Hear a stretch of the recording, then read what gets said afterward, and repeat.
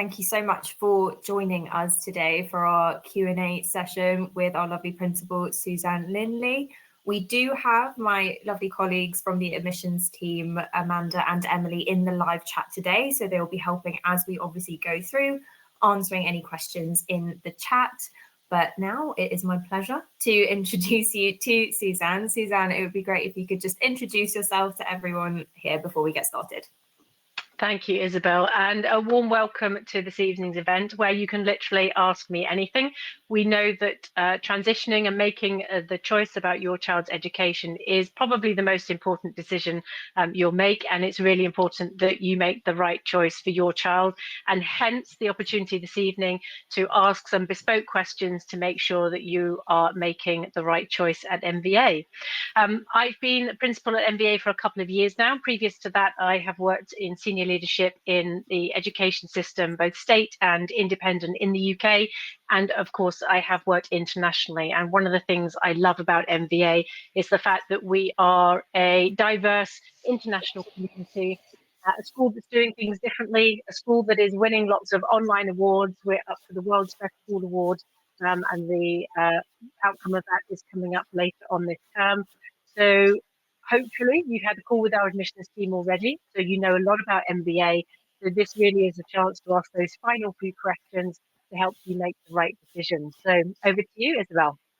Perfect, thank you. And so a couple of questions that we've had sent in already ahead of time. I'm just going to start with some of these. And so one that we've seen come through is just how guided is the flipped learning, and sort of what does the, maybe amount of hours spent on self-study sort of average on a day? Obviously, it depends per person, per subject load, but just a sort of general coverage would be really helpful. Absolutely. So first of all, just to explain the flipped learning model, that's where students do some independent learning on our virtual learning platform before they come to the live lesson. It's very much structured and chunked down to to suit the needs of all types of learners, so that it helps to reduce overwhelm, clear instructions, lots of variety in terms of the activities that they do. So students will typically, depending on which year group they're in, will do between 45 minutes or an hour of independent work on the platform before they come to a live lesson. Again, live lessons are varied in terms of checking students' understanding of the work they've done before the live lesson, engaging them, teaching them new content, checking their understanding, and then they'll follow up with a further chunk of work on the virtual learning platform, all quality assured by our heads of department across MVA. Perfect, thank you so much. And now I suppose kind of leading in nicely is particularly with attendance for, say, live lessons, and also when students are completing, their independent study, what can parents do to sort of access that information, and how do we let them know? How can they view this? What is sort of attendance like, and maybe how can we inform them of any progress that a student is making, or potentially any concerns that may arise? Absolutely, and we do that in a number of ways. And I would say that our parents at MVA get to know so much more about their child's education than a parent at a physical school would. And that's partly because when live lessons are happening, often our parents are in and around. You can kind of hear what's going on as you pass by your child's learning space. But also our virtual learning platform is fully accessible to our parents. You can see all the resources, you can see the work that your child is submitting, and then you can see the feedback and the grades that the teachers are providing for your child, as often or as little as you need. So it's fully open access in terms of our virtual learning platform. But in addition to that, every young person joining MVA has their own one-to-one mentor, and that's the person that gets to know you and your child the best, and therefore can help provide any additional support that your child may need, and any additional guidance in terms of work on the platform, but also in terms of their personal development, and including things that they're doing outside of MVA. And part of the mentor's responsibility is to make sure they're looking through the virtual learning platform as well, and to make sure your child is on track with their learning, helping them overcome any difficulties. And the mentor will provide you with a fortnightly report as a parent. In addition to that fortnightly report from mentors, obviously we will assess students' learning in a more substantial way from time to time and have more higher stakes learning and assessment opportunities. And that will feed into our school reporting system, and those grades, those marks will be shared back to you through our parent portal. Perfect. Thank you so much. Great answer. And moving on, a lovely question from Alan, thank you so much, is how many online lessons per subject per week? So for English and maths, it's 2 live lessons per week. So they will do some work before the first live lesson, some work in between the 2 live lessons, and then some further work afterwards. For all other subjects, they have 1 live lesson per week. And our A-level students in year 12 and 13 have 3 live lessons per week. The only other exception is for GCSE art and music, because the level of one-to-one support for students' compositions for music and also one-to-one guidance with their art portfolios, which essentially is their coursework, the students receive additional guidance and therefore have an extra lesson. So 2 live lessons for art and music at GCSE. Perfect. Thank you so much. And we've got a question through from G. If we are basically, potentially coming from home education, how can we sort of assess that? Obviously, when students are joining, looking at potentially where there may be gaps, obviously getting up to speed, maybe with a more curriculum focused sort of schooling. We're well used to students joining us from all sorts of different educations and backgrounds, whether it's from home education, UK curriculum, but students who are joining in Europe and across the world who have studied different curricula. If there's ever a question or concern, particularly when it comes to A-level choices, so whether they're suitable for A-level physics or maths, if we don't have that benchmark of GCSE, then we will ask them to sit an assessment. So we're making sure we're putting them on the right course where they're going to achieve success at A level. But besides that, for almost other year groups, there may be some gaps in their learning where they haven't been in an educational setting for a while.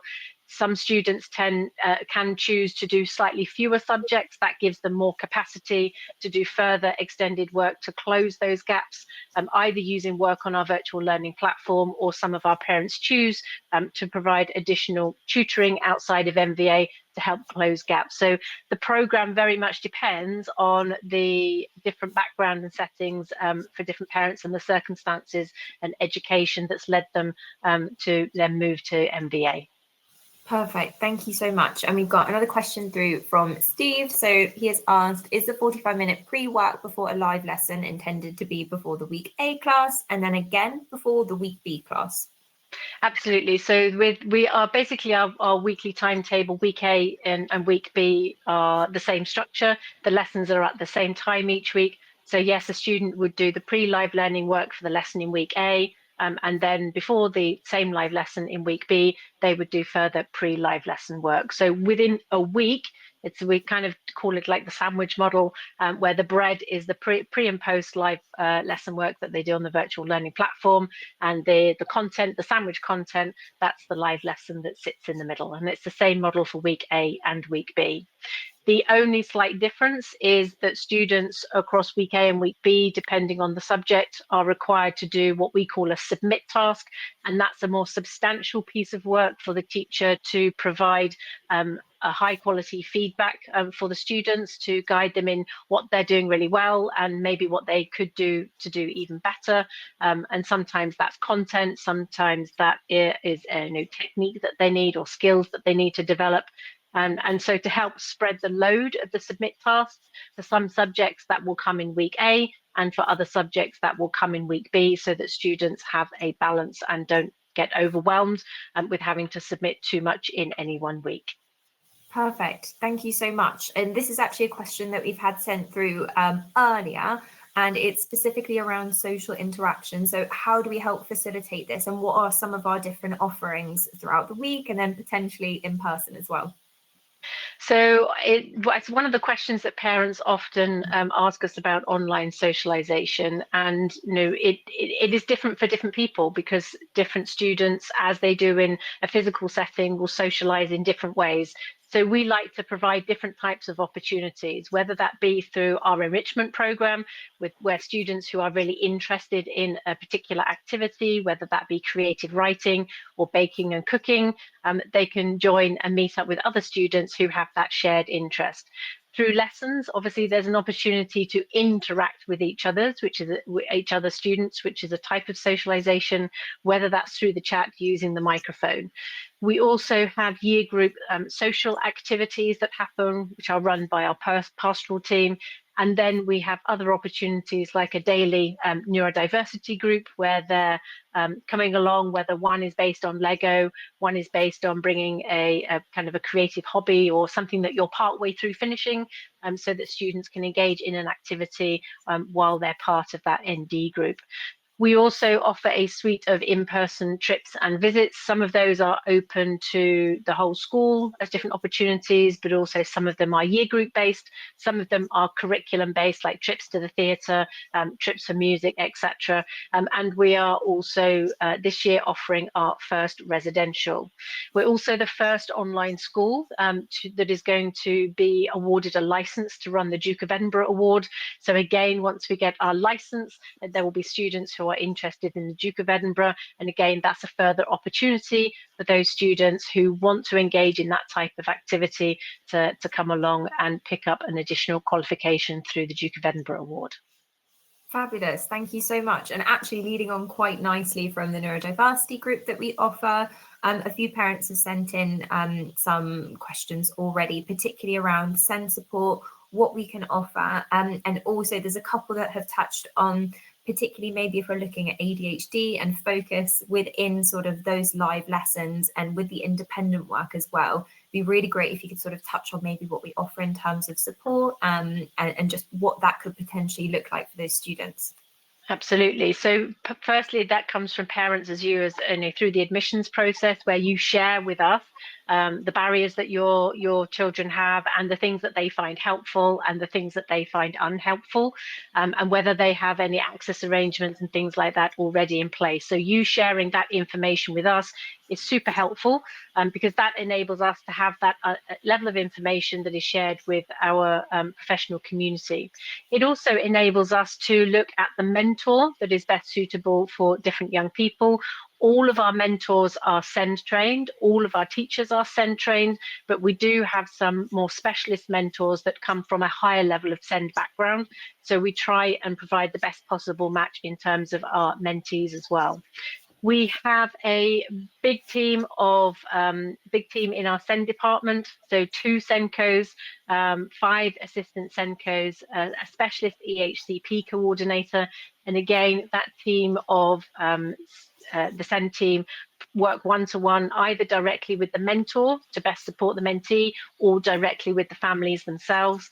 There are also additional programs like social emotional skills programs that we can offer through our SEND support lead. So there's a whole suite of tiered provision that we offer, as well as attending EHCP reviews and things like that. Students who are in a particular year group transitioning with an EHCP, going from maybe year 9 to GCSE or GCSE to A-level, we always obviously make sure that they have a one-to-one provision with our careers teacher.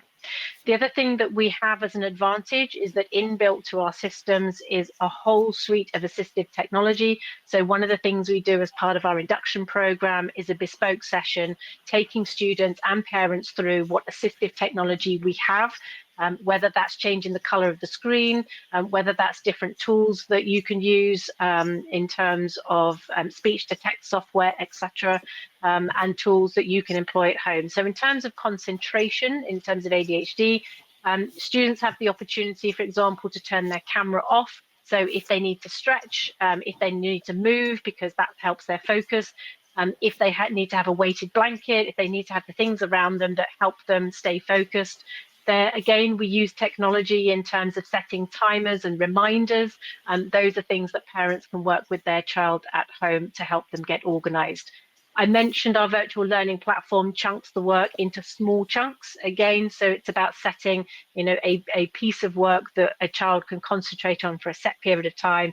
And again, you can set the timer going and finish at that point in time that the work is due to maybe take 20 minutes, and set the timer to help them stay focused. And doing those bursts of really concentrated work will help.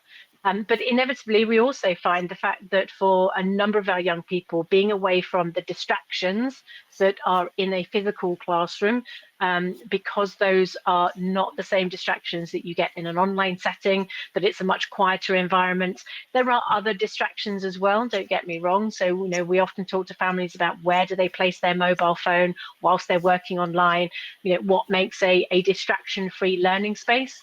So there are all sorts of strategies and things that we have that work, but it's about finding the right thing that will work for each individual child. Perfect. Thank you so much. So we've had a couple of questions come through that I think are quite nicely related. So we've got one from Aisha and then one from Ariane. So Aisha has asked specifically, how does testing and grading work, sort of looking maybe more at the middle years? And then also, when testing, is it things mostly like multiple choice, other opportunities for extended exam style questions? And also, do they get sort of extended feedback on their work? Yeah, it's exactly as you would get in any school setting. So we're regularly setting different types of assessments. Often low stakes quizzes are part of, or polls and surveys are part of live lessons, part of our Canvas work. So students have that retrieval practice, those opportunities to do those low stakes opportunities on a regular basis. But obviously from time to time, there is the need to do more summative assessments. So we don't have an overly testing culture, as we know that some families have experienced in other schools, but inevitably we have to provide those summative assessments. So at the right point in time, students will have timed practice. That timed practice can come as part of their Canvas work, but it can also be part of controlled conditions, so invigilated online, doing assessments with their regular teacher, or having an exam week as they go up through the school, preparing them obviously for GCSEs. And when it comes to GCSEs and A levels, our students have two options to sit those assessments in person in physical centres booked locally, or currently we have a very close working relationship with Pearson, and for GCSEs and A levels that we offer with Pearson, students can opt for a remote invigilation service and sit their examinations in their own home or wherever they happen to be in the world. And that really helps with our athletes as well, who are maybe away from home and having to sit their exams in a different environment. But so generally speaking, same as you would in a physical school, key assessment opportunities, which we mark and grade, give the feedback, usually along the lines of what went well, even better if, and then parents would get that feedback and can see that via our virtual learning platform, and then we'll provide an exam grade based report that's shared on our portal, as I mentioned earlier. Perfect. Thank you so much. And we've had another question through from Peter. When are mentors assigned, and do they ever change between school years and as we sort of move along? So in terms of our mentors, we try for consistency to keep the mentor the same all the way through, because they've built up that relationship with the young person and the family and know the context, and that works really, really well. Very, very occasionally, it's not a perfect science, the information you provide and us looking at the mentor profiles. So very occasionally we find that the match isn't perfect, and obviously in the best interest of the young person, we will make those changes to the mentor as needed, but it's very rare that we have to do that. Occasionally, when a student maybe transitions from GCSE to A level and really has a passion maybe for history, and therefore at that point would really benefit from maybe having a mentor with that same or similar educational background or same passion. Students can request a change as they go to A level, but invariably they don't, because they've built up that relationship and that connection. So generally they stay all the way through. I've had one of my mentees now for 3 years, and I'm very much hoping that I will continue with her for A level into next year. Fabulous, thank you so much. And we've got a question from Emily, somewhat related to the exams that we touched on before. Is there an option for A-level exams to be taken online and invigilated remotely? So most of the subjects we currently offer are with Cambridge. We do have a few subjects that we offer which are Pearson EdXL, and those currently with Pearson EdXL are available as RIS options. But we know that other educational providers, and we know that Cambridge are very much developing their version of that, and we're working with them on a pilot next academic year to test that for them, ready for wider rollout, hopefully the following year in 2026-27. Yes, perfect. Thank you. And we've got a question from Mary, who has asked, would we be able to give extra support to a SEND student who may struggle to navigate the systems, especially maybe when they're working on their own before a live lesson, and I suppose particularly in those early days? So one of the things that we have is a study skills package and study skills support program, which is built into our virtual learning platform. Our students also have what we call a personal development session with their year group. And for students who join MVA, the first series of those personal development sessions are taking them through how to be a successful student at MVA in terms of their study skills, whether that's note taking, whether that's how to store their resources. But again, students work in different ways. Some will prefer to print our live lesson materials and use those as notes to annotate. Others will prefer to do things completely digitally. So we need to make sure that we're catering for all of those types of needs. But the study skills program that we offer when students join us will very much get them used to the ways of learning. If there are in other tweaks and things, particularly that there's some other strategies that our SEND team can support with, then again, we can provide additional sessions of guidance, not only to the young person, but you meeting together with them as a parent and your child as well, because the more you have an understanding about how your child works and you can share that with us, then the SEND team can provide some specialist support. We also, for our students in year 11, provide additional subject drop-ins to make sure that they're closing those gaps the closer and closer they get to their actual GCSE exam. So there are other revision sessions and drop-ins that we offer on a subject basis as well. Perfect. Thank you so much. And we've actually got a question from Rachel that feeds nicely into some of the questions that we had received earlier as well, particularly around the practical subjects. So Rachel has asked, what does the GCSE science lesson look like? A teacher's accessing facilities to do experiments, such as, in a lab, and how do we facilitate, that engagement for our students? So in a number of ways. So firstly, there are some science experiments that the students do in their own homes. So using, I mentioned before, we're a global school, we have students based around the world, and therefore there are some science experiments that use, fairly basic, simple, accessible resources, whether that's using bicarbonate of soda and vinegar, to create volcanoes, and you're talking about the chemical reactions associated with that. So students do some safe experiments at home. In other cases, the teacher is doing the experiment live online to students. We have a series of demos that we do as well, and we have access to data. And again, we use technology to give students as live or best close to live experience as possible. We are hoping to be able to partner with some schools and have access to labs, and particularly for our A-level students, hope to be able to offer days when we can have biology workshop days, chemistry workshop days, etc. That's something we're working towards in the future as we expand our offer and our provision. In terms of other practical subjects, if we have kind of transgressed to art, it is absolutely possible to do art online. It's a super, super popular subject for us at GCSE. I think we've got 5 or 6 different year group, 5 or 6 different groups doing it in our GCSE year 10 and 11. Again, the students are given plenty of notice as to what equipment they need at home, depending on what medium they want to work in. The teacher uses a visualizer to do lots of demonstrations of techniques.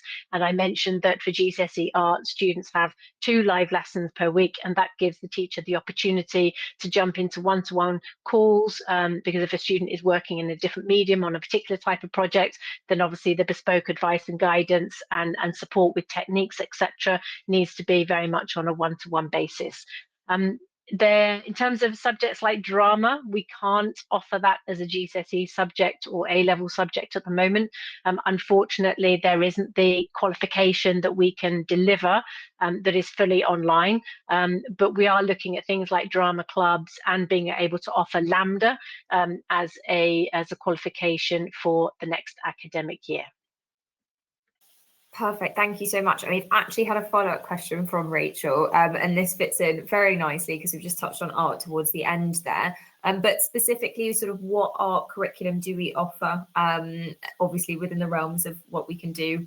Textiles, a bit tricky. Yeah, so students can work in a range of different media, whether it's from graphics to fine art.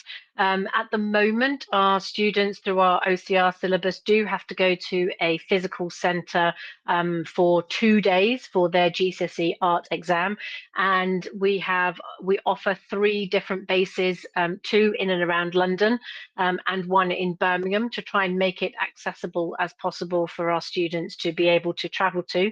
And actually, some students from outside the UK will travel across from Europe to be able to access those 2 days of exams. But we are also exploring the opportunity of a fully online art qualification that doesn't require them to go for the 2 days. So that's something that has come up as has just been introduced. So we're looking to see if that's something that we will move to and be able to offer in the near future. Perfect. Thank you so much. And actually, leading on from exams, a question that we had received ahead of time was specifically about exam preparation. How do we support students in preparing for their exams, and sort of what is that practical lead up in year 11? So we like to kind of have a staged progression. So for year 10s, for example, they might start in the autumn and spring term, and at various points would have assessments invigilated by our teachers under live conditions. And of course, the practice for that, the exam paper practice, will come through live lessons and through the virtual learning platform. But they would be maybe an hour in length, building up to be slightly longer as they go through.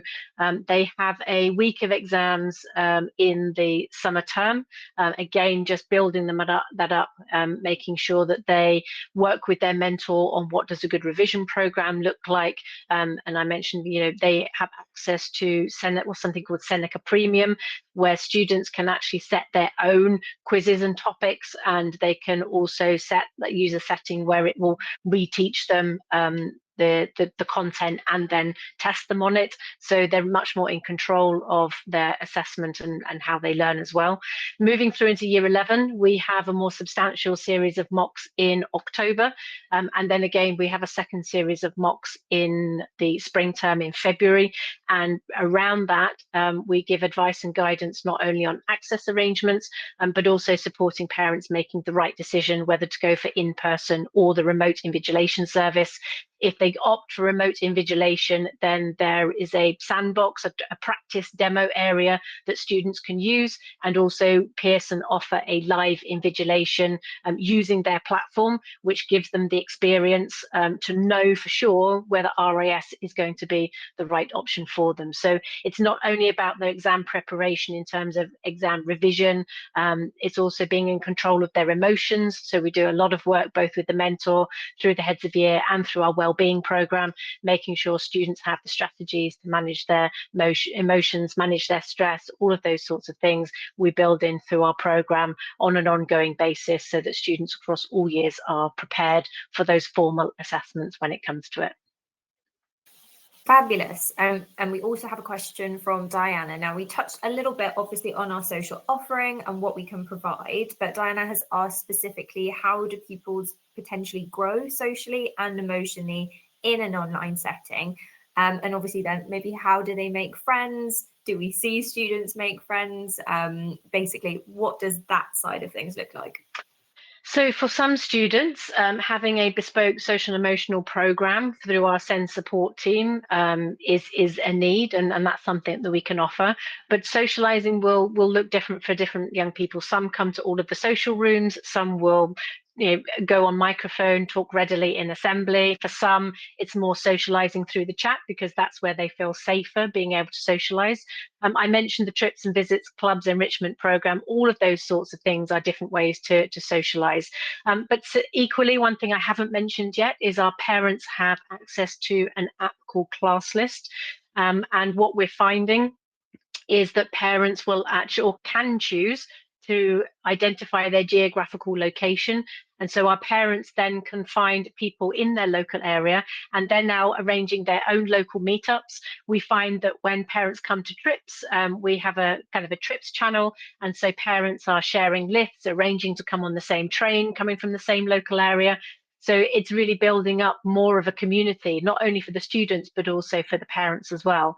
We've got to the stage now that where parents are arranging their own trips, where parents are arranging to visit each other's houses. So sometimes students will log on to live lessons, from the same home.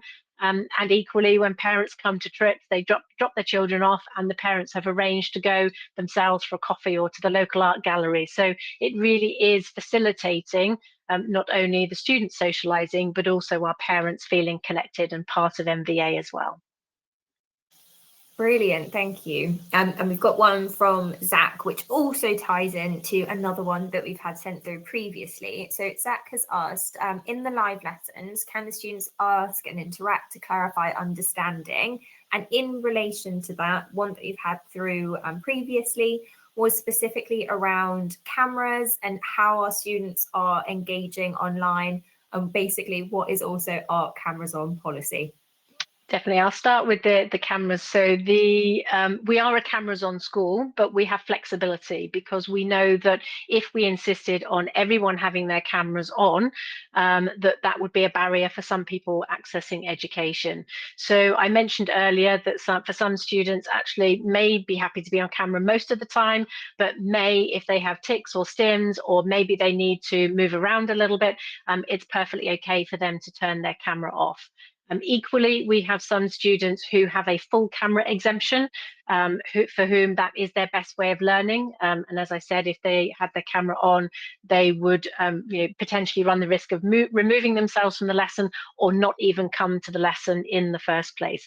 So for us, it's about creating the right environment that will suit different types of learners. So what we have introduced as part of our admissions program is parents can opt for their child to be in a flexible cameras class. So, some with cameras on all of the time, some may turn it off from time to time, but equally there is the opportunity, and we know that there's some groups of students who want to be in a full cameras class and be able to see all of their peers for almost all of the time, if not the full time. So there is the option to opt in to cameras on classes. And if we have enough students in a year group in a particular subject, then we are timetabling cameras on classes too. We do the same thing for our enrichment program. So for the majority of the enrichment programs, it's flexible cameras. But again, we know that some students want to come to activities knowing they're not going to be in the minority with having their cameras on. There are some activities where you have to be able to safely do the activity, be in a cameras on class. So again, we offer flexibility through our enrichment program and have some enrichment opportunities which are cameras on only. And then again, we're suiting the diversity of the student body at MVA. Fabulous, thank you so much. And we've got one through from G, which is, how would you compare your provision to Kings InterHigh? In short, significantly better. We had induction with our new families the other day, and it was really interesting because there was a young person there who, without being prompted, within a few minutes being in the induction session, said, "This already feels much better than Kings InterHigh," and I put that down to the fact that we have a more personalized approach that will come through our live lessons, which are in small classes, where you're with the same students in small groups for the lesson with that teacher. So you get to know the peers in your class, you get to know that teacher, and that small group interaction, that you're getting that verbal interaction really, really suits the students at MVA.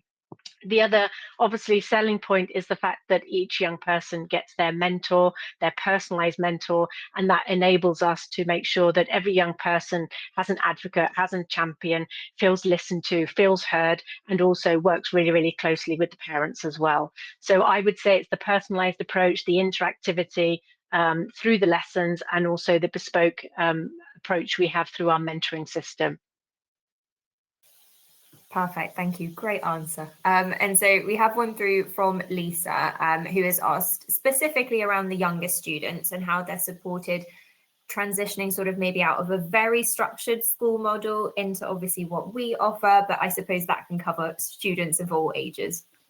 Absolutely. So, what we always say to parents is, your child best. And so you're best placed to know how much structure they will need at home, how much adult support they will need at home. And that sometimes depends on their age, absolutely. Sometimes it depends on the need, and they may have a greater requirement for a trusted adult, and that might be to help manage their emotions or structure their time a little bit more.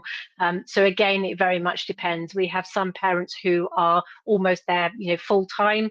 Again, we have some parents who will come to the mentoring sessions to provide a support for their young person with those conversations with their mentor. But we have some children who would absolutely hate the thought of a parent being in a mentor session with them. So it very much depends. We have some who are fully independent.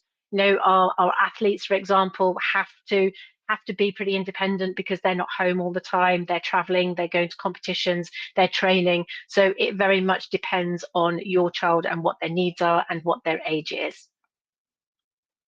Perfect. And that does actually lead nicely into Lisa's follow-up question, which is sort of throughout the day, how much parental involvement is generally needed? It will vary, as I mentioned. We have some parents who are in and around full time. Also, we have some parents who digitally kind of check up on their child. We have some who are very hands-on with looking at the virtual learning platform together, that side-by-side approach, because that's what's needed. But we have others who are pretty much fully independent, and therefore the parents have far less involvement. So it can vary. There is the full spectrum.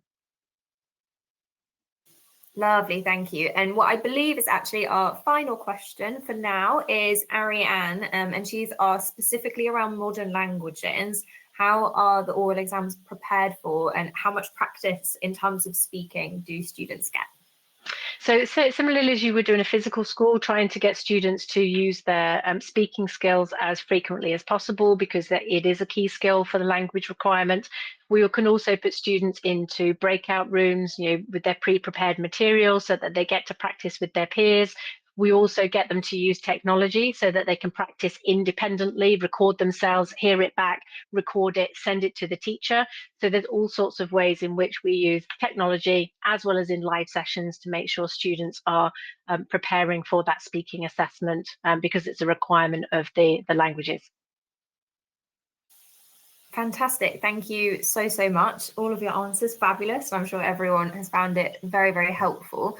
I believe we may have a quick slide just with some admissions information that I can quickly run through. But would you like to maybe say goodbye, Suzanne, while we load that up?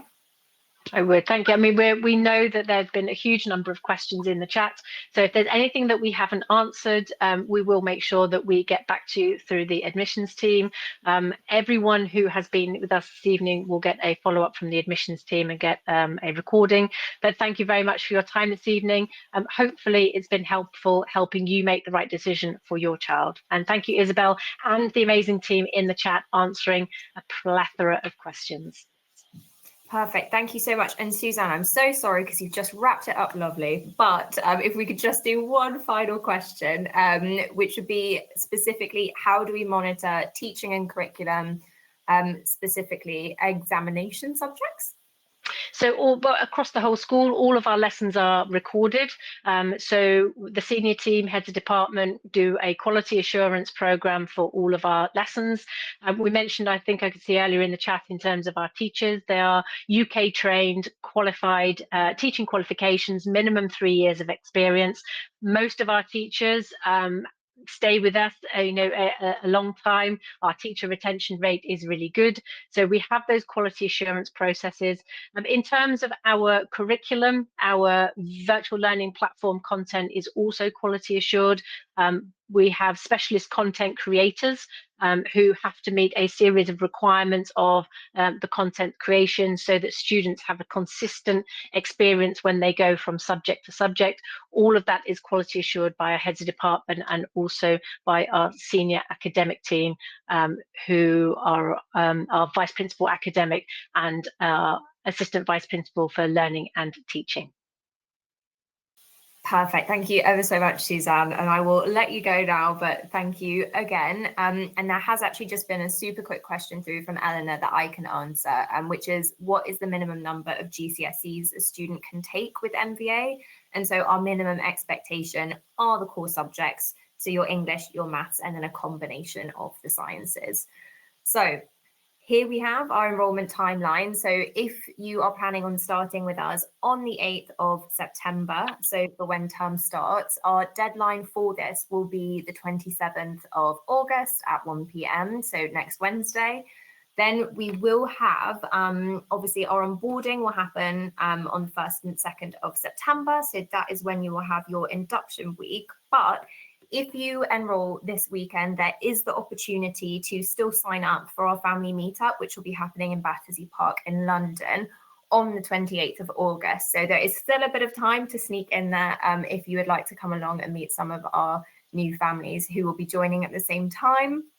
And then obviously the start date will be the 8th of September. So hopefully we look forward to welcoming you to MVA, and potentially myself or some of my colleagues will be having a chat with you ahead of that. So now we will just play a short video just to wrap things up. But it has been fantastic. Thank you so much for coming along. Thank you again, Suzanne, Emily and Amanda in the chat as well. Hopefully it's been really helpful and potentially speak to some of you soon. Thank you.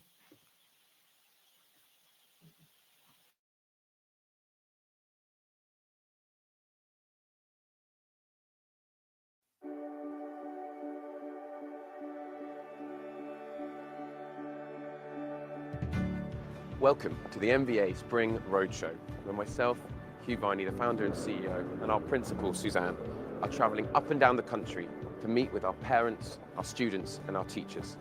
We've been in London, Exeter, Birmingham, and now in sunny Manchester for the 4th leg of our roadshow, and we cannot wait to meet with our community and discuss and connect them to each other in person. It's also a great opportunity for us to get feedback from our students and families and teachers as to what they love about MVA, what we could be doing even better to help shape the future of MVA. And guess what happens when you make friends, when you engage, when you attend? You get better grades too, if that's important to you. We've always been a school where we've treated happiness first. Happiness first, then grades will follow. MVA families seem to buy into that. And that's the same as it was 4 years ago as it is now. Well, I was quite surprised that I met so many people. I met more people in the first week that I was at MVA than a month in public school. And everyone's super kind and understanding and supportive.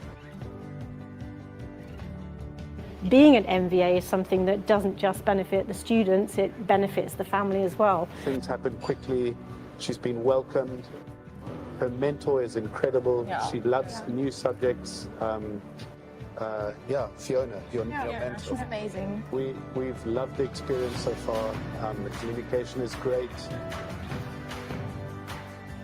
Our offer this year, as well as part of our growth, means that we've been able to offer more opportunities for you to be part of the community, whether that's more trips, whether that's more clubs. We've grown from 4 clubs to almost 30 in the space of a year.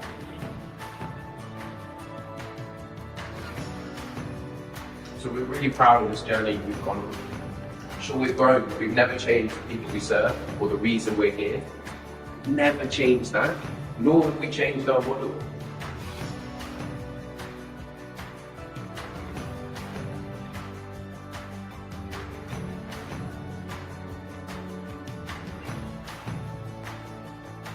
I think it is one of the best things that has ever happened to me. I struggle, so I went from school to school looking at loads of different random schools and none of them sort of clicked. My child comes first and their well-being comes first, and as Hugh has said, if you look after their well-being, the learning will follow, and that's what I'm seeing. You're still recording, aren't you? And I thought you'd forgotten. Don't forget, on the orange, you can ask Hugh absolutely anything.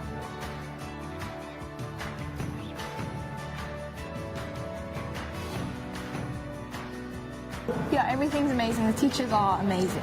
Yeah, I love them. What's your favourite subject? Who's your favourite teacher? I like classical civilization with Mark. Do you know a fun fact about Mark? You do, don't you? Yeah. Mark was my teacher at school. Mark taught me Latin and Greek, and is now teaching Sophie. I'm not going to say how many years later. Moving to another country, he'll still have his friends from MVA and the education, the teachers, so you can do whatever you want. It's quite amazing. I think so. The sense of relief we've got now as a family because Taylor's enrolled in MVA is indescribable.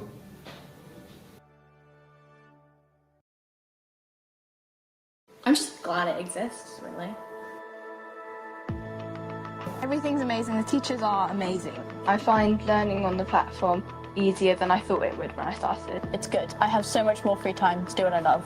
On top of that, you have a mentor, which I've never had before. Being online and having the lessons in the evenings been flexible. It allowed me time to be able to heal and for me to be able to grow and be basically like unapologetically myself. Everyone's nice. It's just a really chilled environment. Teachers are very friendly and yeah, it's been a great learning experience. And just having that much more free time is really helpful. MVA is just the best thing that's ever happened to me. So definitely the flexibility. It was so much more relaxed. I could get my work done at my own pace. I don't get home as tired, so I'm not as grumpy with them.